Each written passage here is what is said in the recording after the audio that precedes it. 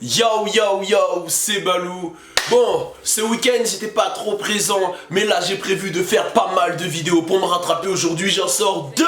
Donc let's go, turn up. Bon, on va commencer avec la première.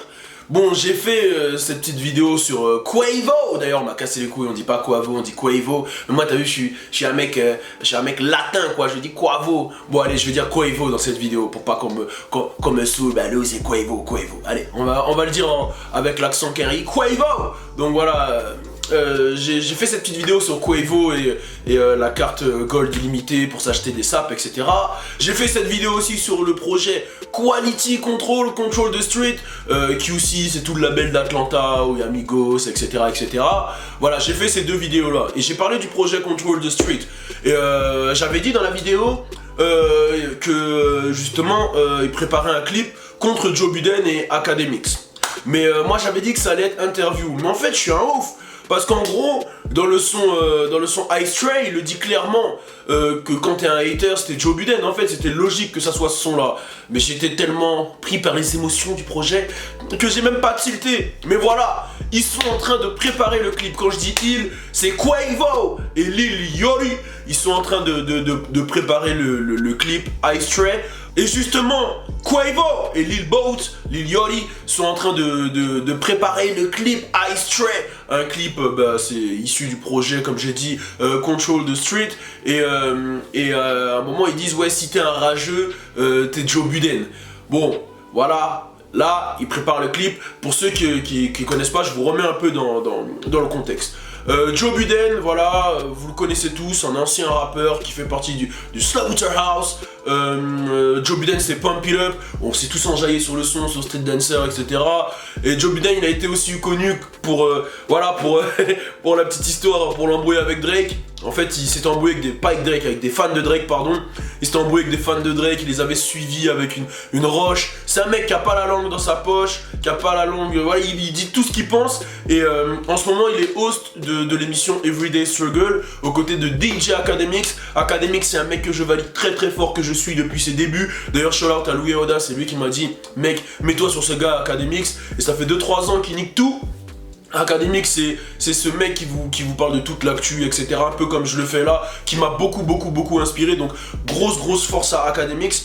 À deux, justement, ils ont un show sur Complex avec Nadeska aussi. Nadeska, c'est un peu celle qui tempère un peu, genre il y a Academics face à Joe Budden et au milieu il y a Nadeska qui donne la parole, qui tempère quand ça part en couille, etc.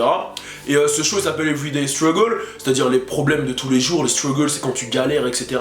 Et en fait, il parle de l'actu quotidienne du game. Et ça se passe sur la chaîne YouTube de Complex. Et ça a vraiment buzzé parce que les deux, c'est des grosses personnalités. Joe Budden, il a pas la langue dans sa poche, il dit tout ce qu'il pense, c'est un rien, s'il a une expérience dans le game, etc. Mais des fois, il est un peu dur avec la nouvelle génération. Et c'est souvent ce que les jeunes lui reprochent. Et c'est ce qu'on lui reproche aussi beaucoup dans ce son-là. Et Academics, c'est lui, c'est la nouvelle génération. C'est le mec d'internet, d'Instagram, de YouTube, de Twitch, de tous ces trucs-là. C'est le mec qui est vraiment à la recherche de nouveaux. C'est le mec limite qui fait péter des nouveaux artistes. Il y en a beaucoup qui ont connu Tekashi 6ix9ine, Trippie Redd, ou voilà, tous ces artistes-là via lui. Voilà, c'est un mec qui apporte beaucoup à ce game et qui a vraiment apporté sa patte. Et en fait, les deux, ils parlent des actus et ils ont chacun à chaque fois des points de vue différents. C'est rare, hein, les moments où ils se retrouvent. Et des fois, il y a des invités. Et ils avaient ramené Lil Yachty en invité. Et en fait, Joe Budden, il s'est acharné sur Yachty. Bon, il a dit des choses qui étaient quand même vraies. Comme quoi, Lil Yachty, il était en 360, en deal 360, il connaissait pas son deal avec QC, avec, je sais plus si c'est Atlantic ou Capi, je sais même plus c'est quoi son label, bref. Il lui a dit en gros, t'es censé connaître ton deal, mec. T'es un jeune, tu rentres pas dans le game comme ça sans connaître ton deal, c'est comme ça que les jeunes ils se font niquer, etc. Tu peux pas être heureux comme ça. Et Lil Yachty lui disait, moi je suis cool, mec, chill, ma nigga, chill, calme-toi, je suis cool, mes gars sont cool, etc. Et en gros, il y a eu ce bif là où justement aussi Joe Budden il crachait beaucoup sur la nouvelle génération de mumble rap. Il aimait pas la manière de poser, il aimait pas leur discours. Et lui t'es en face de lui, il le dit quand même. Et voilà, ça a créé toute une interview assez pesante.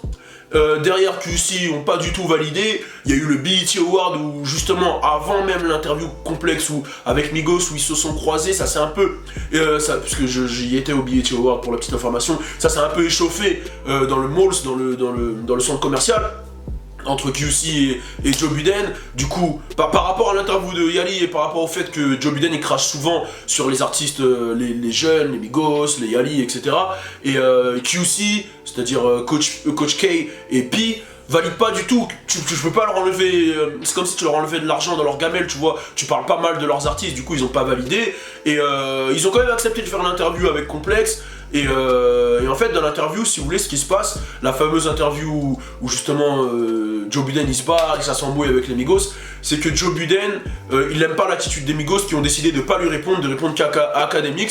Du coup ça l'a saoulé et il s'est levé et il s'est barré et on sait ce qui s'est passé, voilà. Il y a eu le moment aussi où, juste avant, le fameux moment où Takeoff il répète la phrase Does it look like I feel left off from that bad and bougie. Donc voilà, après il s'est levé, il s'est barré, et voilà, et ça a continué. Derrière il y a eu Russ qui a été là-bas, ou qui s'est un peu pris la tête avec Academics. Il y a eu qui?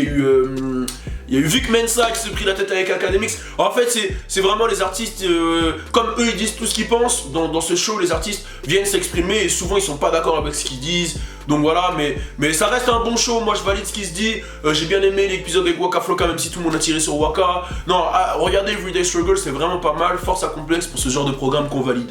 C'est le genre de programme qu'on valide vraiment. Bref, tout ça pour dire qu'au final, Joe Budden il est considéré comme l'homme qui rage vraiment sur cette nouvelle génération, comme le mec qui est pas validé par les jeunes, etc.